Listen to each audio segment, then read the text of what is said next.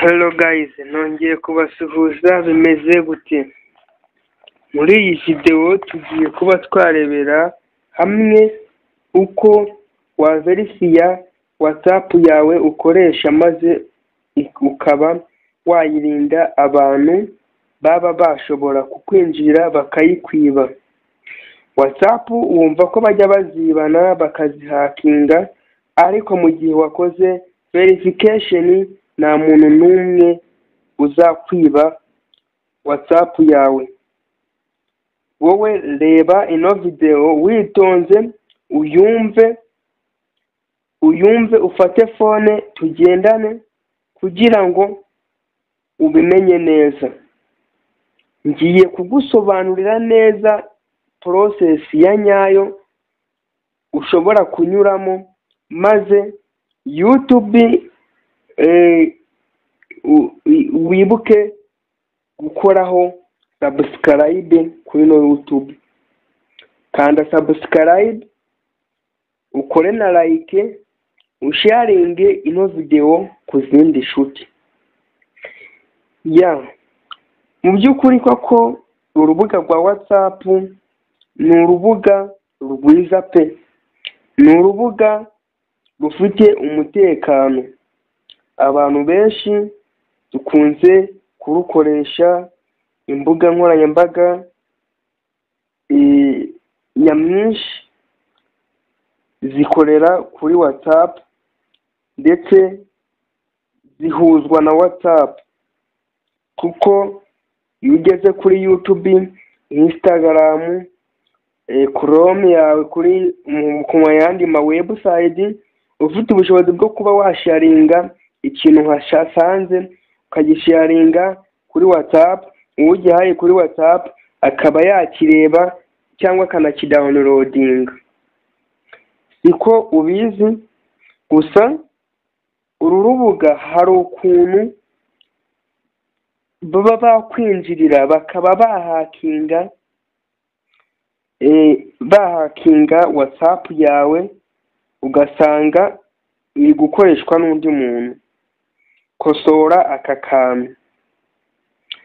kantu ni abantu bakeya bakazi, abandi ntibari basobanukirwa, ariko nkawe ubonye video yisharinge ku inshuti zawe maze nawe amenye amakuru ahagije kuri no muyoboro wacu wa WhatsApp. Nk'uko bisanzwe, fata telefone yawe, ndajya nkusobanurira ahariho maze nawe ubashe kuba wabimenya uko bimeze. Ntabwo nabashije kuba nakoresha imbona nkubone kuba mbereka process binyuramo, kuko YouTube nge ntabwo binyemerera kuba nabisobanura, kuko hari ibintu butemerewe gukora biba biri security, ari ibintu by'umuntu ku giti cye aba atabigaragariza rubanda nyamwinshi. Fata telefone yawe ufitiye WhatsApp, ngwino wemeze kuri WhatsApp, ukemeza uratungukira mu mazina y'abantu, tubona amafoto y'abantu nyine musanzwe mucata. Hano hejuru mu kuboko kw'iburyo hejuru hafi mu nguni urahabona utudomo dutatu. Uri kutubona? Wowe kurikira wumve neza iyi video witonze. Urahabona utudomo dutatu, uraza ukande ku utu tudomo turi kubona hano mu nguni yacu. Nagakanzeho. Ugakanzeho umaze kubona iki? Umaze kubona ahantu handitse New Group, ahandi hepfo handitse New Broadcast, no hepfo n'andi magambo, ariko ijambo rihera hepfo bakwandikiye baryita setting. Iryo jambo yanditseho setting niryo tugiye kuba twakoresha. Manuka uze ukande hano handitse setting. Ukimara gukandaho uratungukira ubijyanye n'ubundi naho wakura link yawe ya WhatsApp. Niba uhatungukiye urabona hano hari agafunguzo handitse account munsi y'agafoto kawe kari kuri sitati. Hano handitse account niho tugiye kuba twakifashisha, ahandi ho tugiye kuba tuhihoreye. Kugira ngo utazajya ucikwa n'izi video, aka kantu kuri WhatsApp karakenewe. Utazajya ucikwa n'izi video, kanda subscribe ukore no kunzogera maze tujye tubana umunsi ku wundi. Uraza ukemezaho kano gafunguzo. Ukimara kukemezaho utungukiye ahantu hameze gute. Ni hantu handitse account. Turi kujyana urabona nawe atari byo uri kubona. Hepfo handitse security notification. Hepfo hakaba handitse passkey. Hepfo nanone hakaba handitse akantu kameze nk'akabashi bita email address. Hepfo naho hakaba handitse two step verification.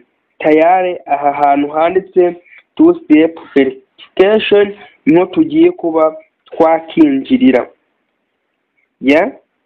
Hinjirire urakandaho, niho nkubwiye ukanda, urakandaho rimwe.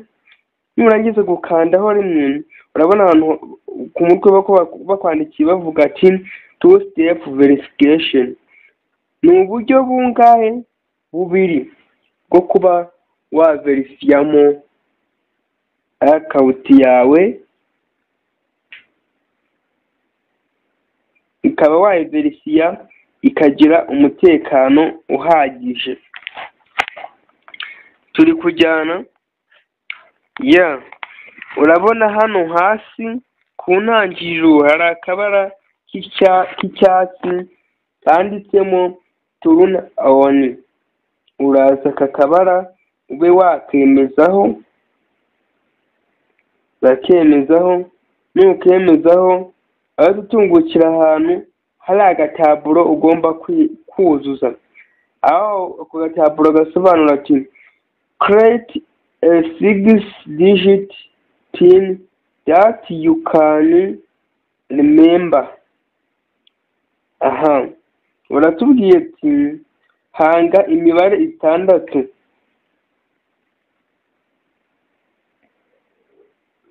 Imibare 6 ariyo igize password yawe.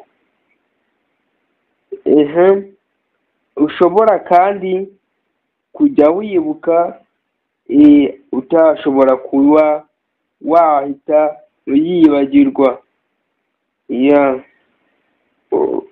Wowe urabona agataburo bakaguhaye. Uraza urebemo imibare ushaka iyo ariyo yose nurenze 6. Imibare ushobora kuba wayibuka igihe ari ngombwa. Uraza uyandikemo umubare wose, urandikamo ubwo upfe kuba uzajya wibuka igihe kimwe na kimwe uri gukoresha ino website. Urayuzuzamo. Numara kuyuzuzamo ukande hano hepfo handitse agashimwe ukuboko kw'iburyo. Uhite ukanda hano hari agashimwe. Turakandaho. Niturangiza barotwongera baduha kandi gataburo ameze nka kandi nanone wongere wuzuzemo imibare. uruzuzamo imibare ushaka, nurangiza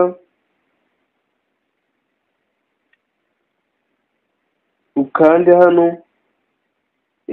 hari agashimo,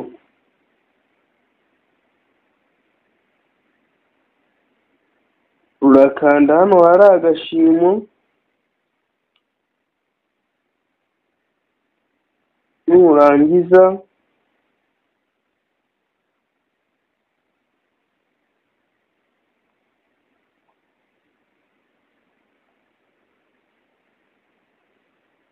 numara kuhakandaho